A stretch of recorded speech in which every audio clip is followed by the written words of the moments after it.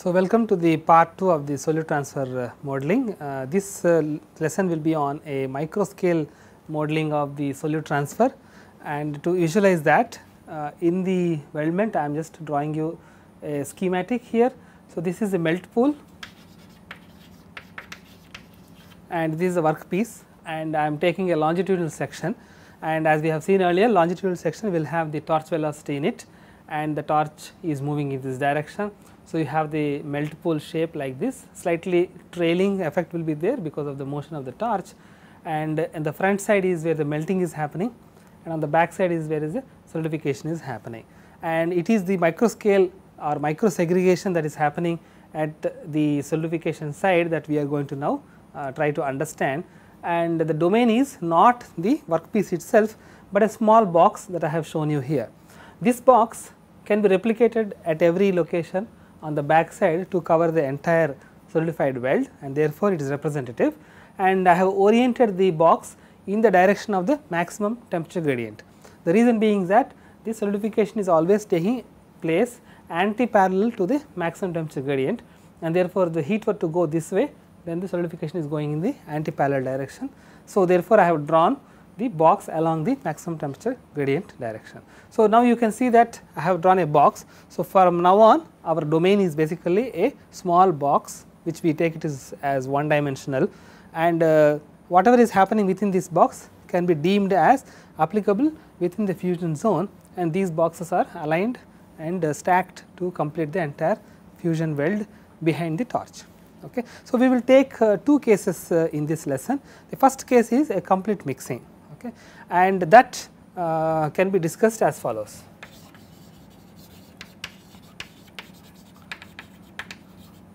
Okay. So, before we go there, we can actually just look at the velocity of solidification what we are going to use, that is basically related to the angle that the interface between the melt pool and the workpiece, namely the fusion zone, is going to make with the horizontal, and that angle theta can be used to relate Vs with V torch. Okay. So, at a later point when we come across what is the velocity here, we should not confuse it with the torch velocity. It is related to torch velocity, but not the same, and it is not also to be confused with the velocity of the liquid pool within the zone here. It is actually the velocity with which solidification is happening, and you can see that very close to the top it will approach the torch velocity, but at the bottom it is 0. So, somewhere in between it will take a trigonometric function like cos theta to change from 0 to 1, and you could actually determine at any location using this angle. Okay. So, we will keep that in mind when we need that value. So, complete mixing assumption is as follows. What we mean by that is within the region fully mixed liquid we have, and also fully mixed solid. This is not generally followed.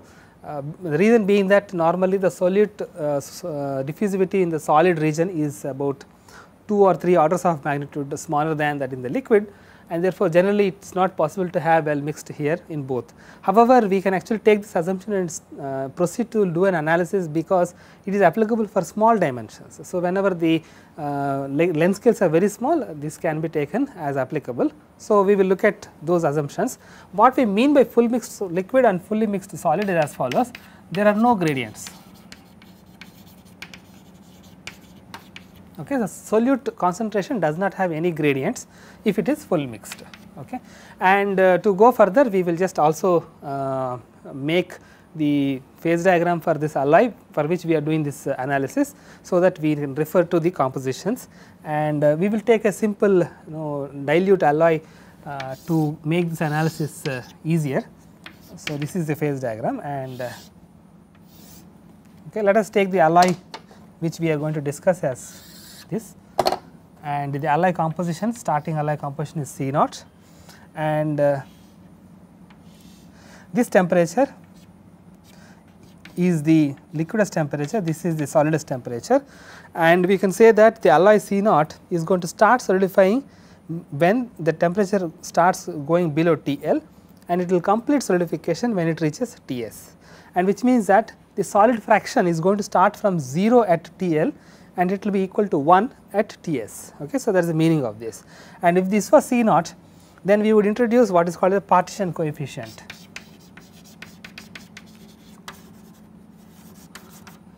Partition coefficient is nothing but the ratio of the solid to the liquid compositions. So, Cs by Cl is the partition coefficient K.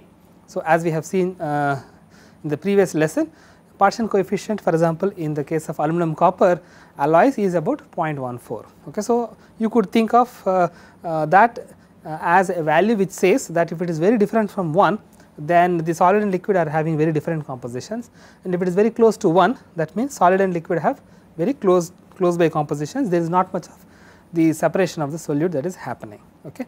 And this also means that you could now find out what would the value of this composition here, what is the first solid that will be coming out, and that can be found out from the same relationship. If the liquid composition is C naught, the first solid composition will be C naught K, K C naught, and what will be the liquid composition of the last to solidify liquid, that is by the time it comes to the end, the solid is having a composition of C naught. So, the liquid should then be C naught by Cl is equal to K. So, Cl is C naught by K. Okay. So, which means that I would just summarize, first solid to form from a liquid of composition C naught is K C naught, and last liquid to solidify is having a composition of C naught by K, okay, as we have seen from the phase diagram. Okay. So, these values are necessary, and at this point what would be the Fs, the fraction of solid. Fs is actually 0 when you are starting to solidify, and here Fs is 1 when you are finishing the solidification. So, these are written here because they will help us in writing the limit. Okay. So, we will now do the analysis by looking at the solidification of one box subject to the condition that it is fully mixed. Okay. So, let us just draw how the solute profile is going to look like.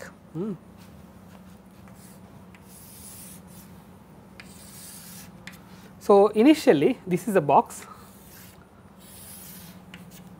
and here I am putting the composition, and here is the distance, and the distance can be approximated to the fraction of solid also, because this is entire thing is initially liquid.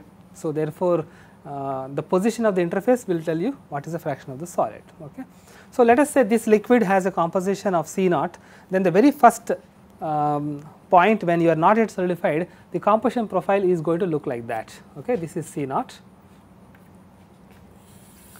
it is going to look flat because everywhere the liquid is of the same composition, and the moment a small amount, let us say 5% of the liquid has solidified, that 5% is going to have a composition of K C naught, and K being 0.14 for aluminum copper, it means it is going to be a small value here, and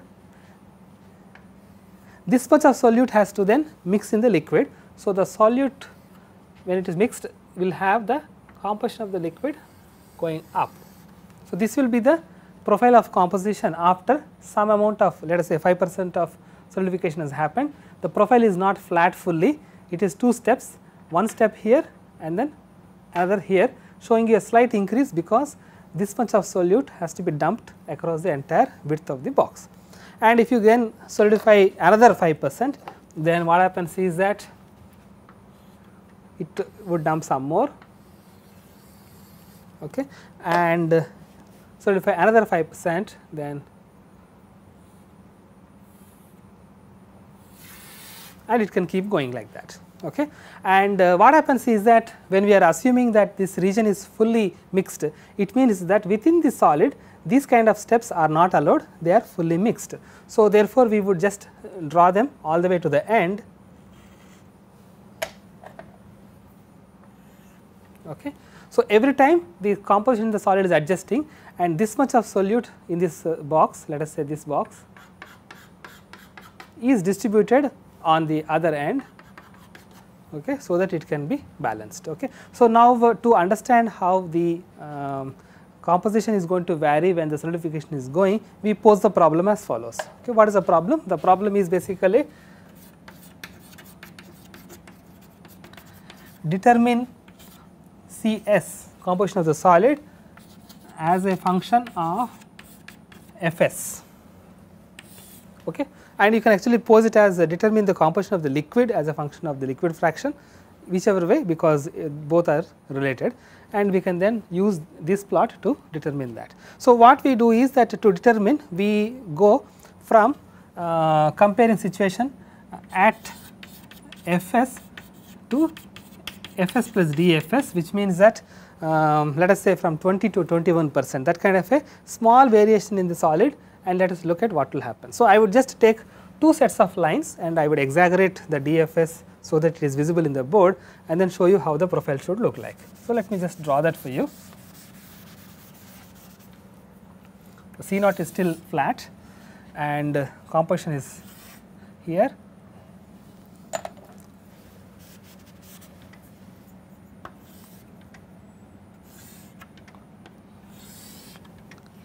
And after some amount of solidification, little bit,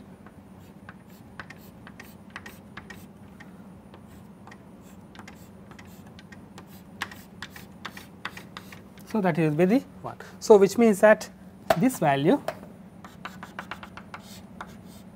is Fs and this value Fs plus dFs, okay.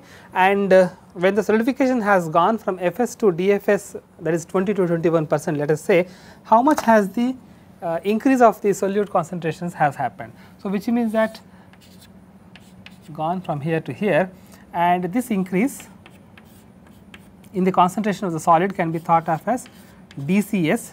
So, that this composition is Cs, and this increase in the solid liquid composition can be seen as dCl. So, that rest of it is Cl.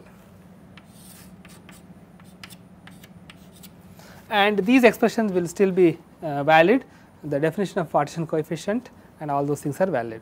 Now, we then perform solute balance, which is basically to conserve the amount of solute that is there, and solute balance should then be written in such a way that the area under the blue curve is equal to the area under the red curve. Okay. So, that is what is solute balance. Implies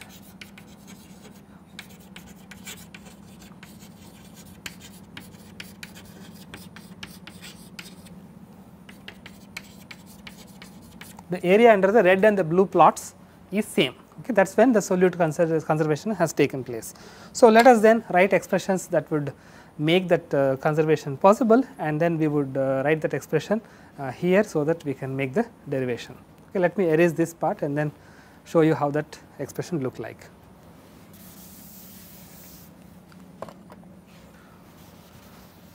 So, the area under the blue curve can be written as two rectangles. This rectangle would then be Cs into Fs. So, it would be Cs Fs plus the rest of it is basically Cl into 1 minus Fs. This is the area under the blue, and the area under the red is going to be having the height slightly more, and that would be written as Cs plus dCs, that is a slightly increased composition, and that has solidified up to F plus dFs plus the area under the red curve here would be having the height slightly increased. So, Cl plus dCl into the length has actually shrunk a little bit, and that can be written as 1 minus Fs minus dFs. Okay.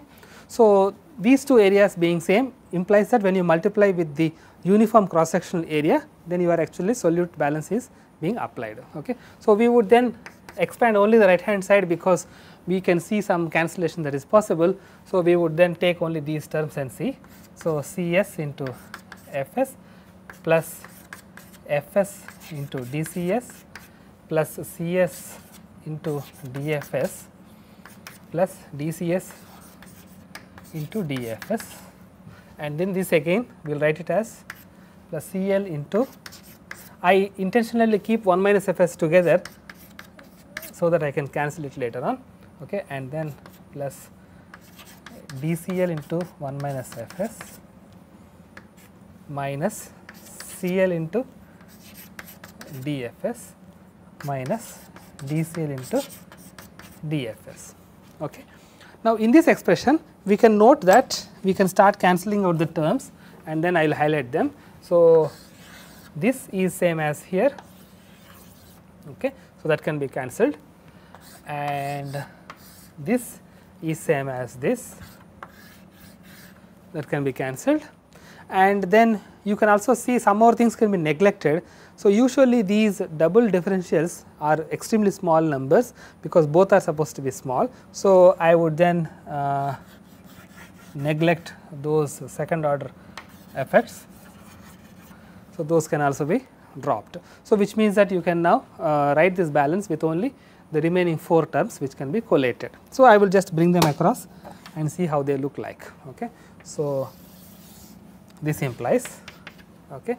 So, 0 is equal to, so Fs dCs Cs dFs plus dCl into 1 minus Fs minus Cl into dFs. Now, what we need to do is basically identify the terms that have the same differential and bring them together. So, they have the dFs as common. So, we just bring it to the right hand side. So, we write it as Cl minus Cs into dFs is equal to, on the left hand side you have the dCs and dCl that are together. So, we could use the definition of partition coefficient to write, saying that implies dCs is equal to k into dCl. Okay, we can use it so that we can change it. So, it can be written as Fs plus dCl is dCs by k. So,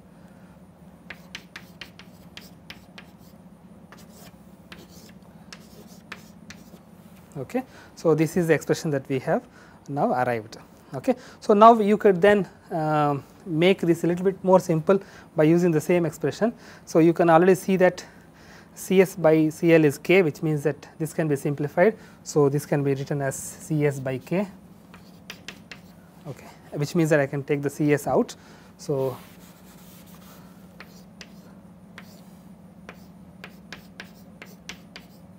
I can write like that, and here also I can make a simplification, and that I would do by multiplying. So, I would take the k fully down and I put a k there, and then I can take the Fs common. So, that would be 1 minus k.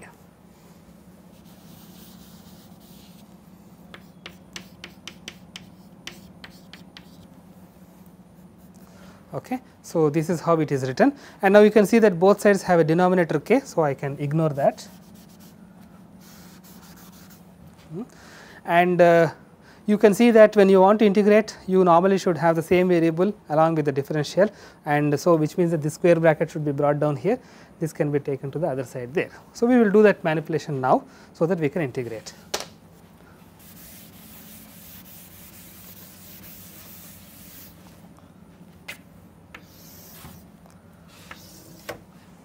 So, let us just manipulate this. So, dFs by 1 minus k Fs, and 1 minus k I will just still keep that here, is equal to dCs by Cs. Okay. So, now you could see that you have the same variables nicely grouped. So, we could integrate these, and you could start from Fs is equal to 0 to Fs is equal to Fs, and at Fs is equal to 0 the solid composition is given by Kc naught, and at Fs is equal to Fs the solid composition is given by the Cs. Okay. So, which means that we can now integrate and substitute these limits and see how the expression is going to look like, and therefore, you can see that it comes as a logarithm, and let us just substitute that. It implies 1 minus k logarithm, and there is a minus sign here. Okay. So, which means that I can swap the integral signs, and therefore, 0 should be the first limit, and therefore, it will be coming as 1 0 here, and then Fs will be the second limit 1 minus k Fs is equal to log, the first limit is still here, it is log Cs, first limit is Cs, second limit is Kc naught. And you can see that the 1 minus k has been here, it should be absorbed. So, you remove that fellow here because it is supposed to be 1 minus k as the multiplicative factor here. So, which means that if you exponentiate both, you start seeing how the expression look like, and we would do that now.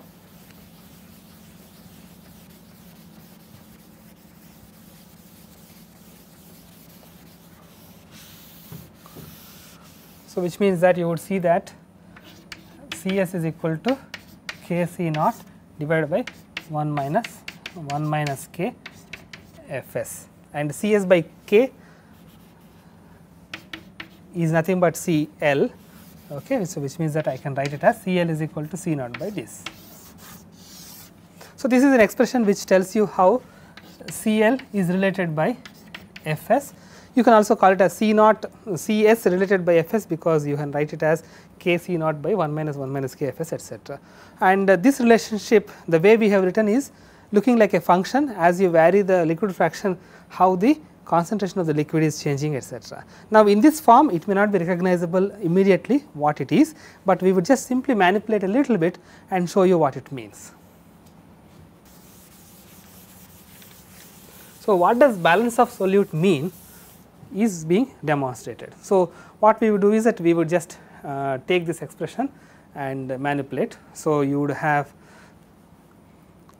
the expression Cl into 1 minus k Fs equal to C naught.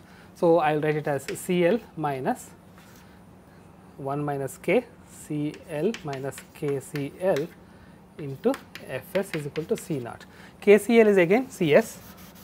So, you write it as Cs.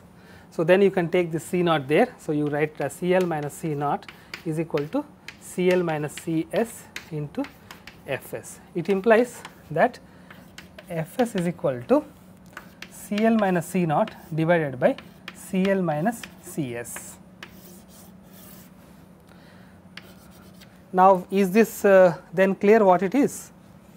For you to recognize this, I would just quickly draw the phase diagram and show you what we meant.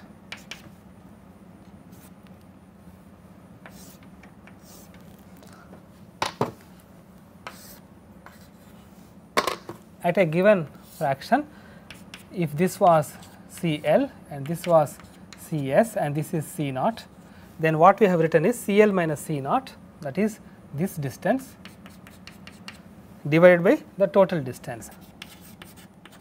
Lever rule. Okay, so, lever rule is nothing but balance of solute, okay, under the assumption that you have got complete mixing in the liquid and in the solid region. So, there is absolutely no special phenomenon behind this equation. Lever rule, it is actually giving you the function of the liquid composition as a function of the solid fraction or liquid fraction, and under the situation that it is fully mixed in both solid and liquid, you retrieve the lever rule. Okay. So, this is one thing that we can bring from the relationships that we have drawn. Okay. And when is it applicable? Whenever the complete miscibility is there in the liquid, which is generally not possible in a fast process such as welding. That is the reason why lever rule is not applicable most of the time to understand what would be the composition variations that are happening at micro scale. And we now see that it is originated because of the assumptions that we started off. So, we can now modify this equation to relax at least one of those assumptions, and the first assumption that we would like to relax is the composition equilibration within the solid, because solid normally has very poor diffusivity. So, you can reduce the amount of mixing in the solid by simply setting it to 0 and then looking at it. Okay. So, we would just take a short break and we will come back to this derivation and see how this equation would change if you make that relaxation. So, let us get started back from the previous part on the second part of the solute transfer modeling, which is applicable for the micro scale redistribution of solute because of the solidification of the fusion weldment. So, here we have seen that in the previous part we have derived essentially a lever rule by assuming complete mixing in the solid and liquid regions, and we have seen that it is applicable only when we have got very close by conditions for equilibrium to be set, and for a fast process such as welding it may not be applicable. And we will relax one of the conditions to make it a bit closer to the reality by saying that we will use complete mixing in the liquid, but no mixing at all in the solid, which means that you would have a situation of variation in the composition as follows. So, schematically the way we have drawn earlier, we would do the same thing here. So, this is nothing but the distance or the Fs, and what would happen is that initially we are saying the composition is taken as some C naught, and because of a small amount of solid that would form, the initial composition can be K C naught, and the plot would look like that, because this much of solute has to be then distributed in the liquid, and the next delta of solidification would intend that it should be like that, and then further on it should go like that. Okay. Unlike in the previous section where we said that the entire solid is also having full mixing, so that the composition is made as flat, in this case we will not do that. We will say that there is no diffusion in the solid, which means that the profile of composition variation in the solid will just stay frozen as we have given. So, a step by step profile like this, if you take the middle points, would show that it is actually an increasing plot. So, we can then redraw this profile by making it smooth as follows. So, if this was the case C naught, C as a function of distance, then the profile would look like this. This is K C naught.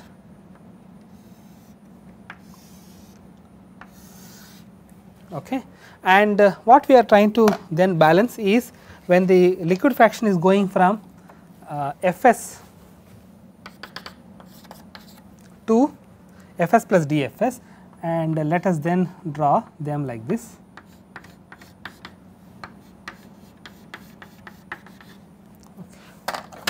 This is Fs plus dFs, okay, and the composition has gone from Cs to Cs plus dCs, Cl to Cl plus dCl by a small change in the solid fraction that has solidified, and the solid composition is not getting equilibrated. It is some arbitrary curve that is dependent upon the process conditions. So, we will not bother about the nature of that curve to do the solid balance. The solid balance requires that the area under the white line and the blue line should be equal, and we see that some of them are constant, okay, common to both. So, this area is common to both and this area is common to both. So, which means that we can actually look at only two regions and then make them equal, and I am shading them here.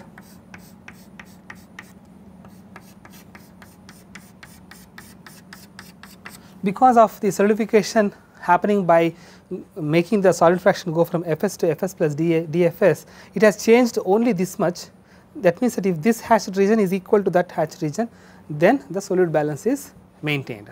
And while maintaining that, we will also see a lesson from the previous class that the product of dFs and dCs are negligible. So, this corner, which is basically like a triangle, can be neglected because FS and DFS and DCS are very small. So, we would just pretend that these two are essentially rectangles and look at their balance. So, solute balance would require this.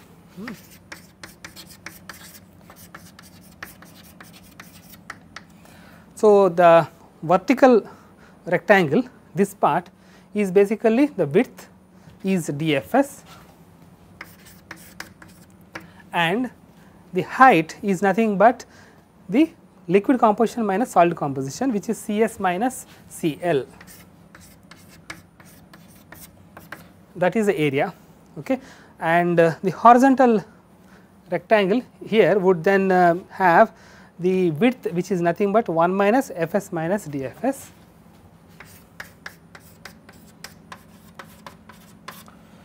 into the height is nothing but dCl. Okay, again we see that dfs and dCl are getting multiplied here, we can ignore that. So, we could write this simply like this, dfs into, this is the height difference is Cl minus Cs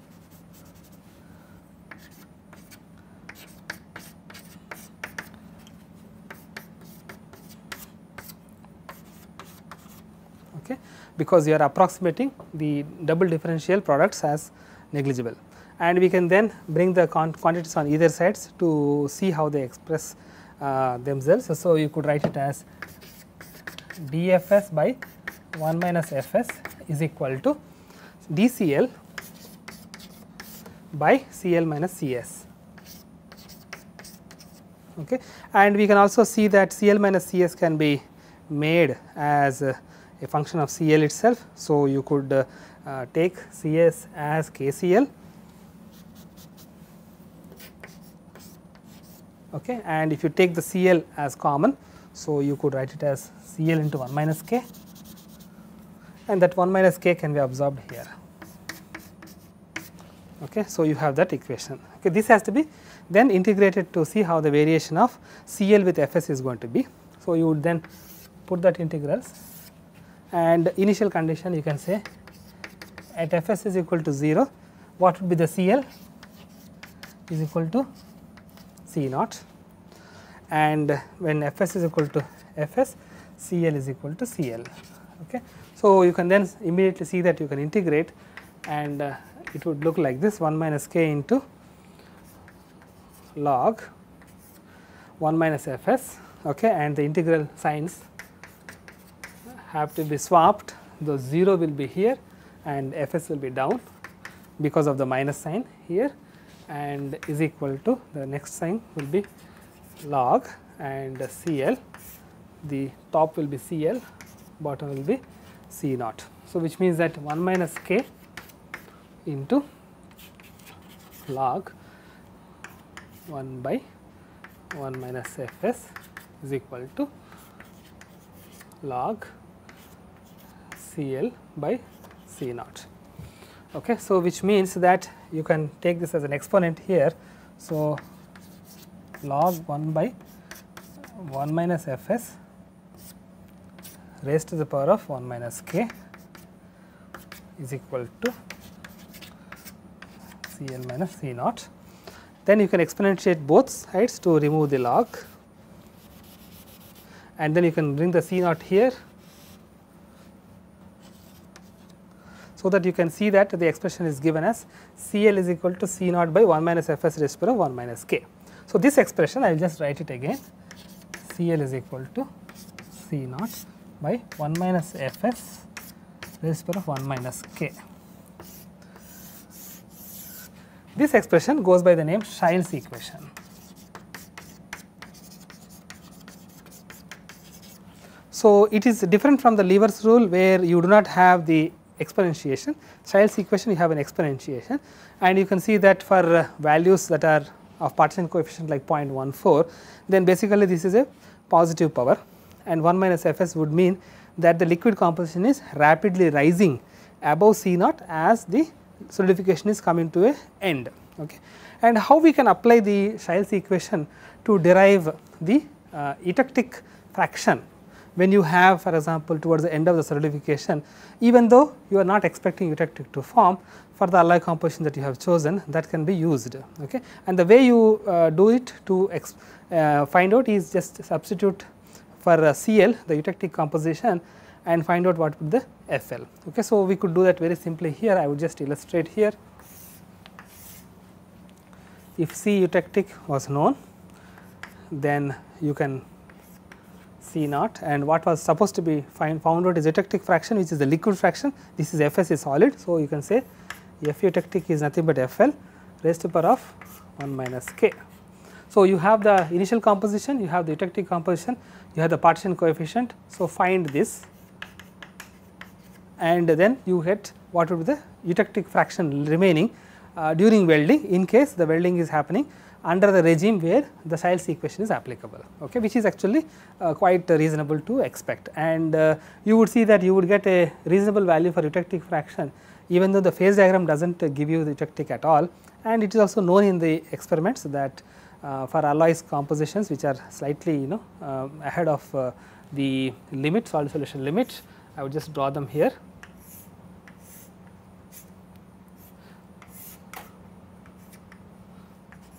So, for compositions like this, you do not expect any eutectic to form, but then if it were in a welding situation, you would have eutectic to form, and normally equilibrium predicts that only these kind of a compositions will have eutectic and these should not have, but then you would see that eutectic can be observed even for such alloys, and how much it will be observed can be given by the Child's equation.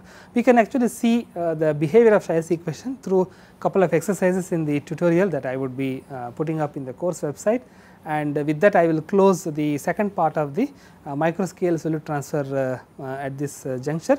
And in the next lesson we will see how we can actually relax one more condition that we have set here, namely the fully mixed region in the liquid. We can relax even that and then see how the solute segregation can help us in understanding how the solute distribution will be happening at microscale, and also how it will affect the microstructure. Okay, so with that we will close this lesson. Thank you.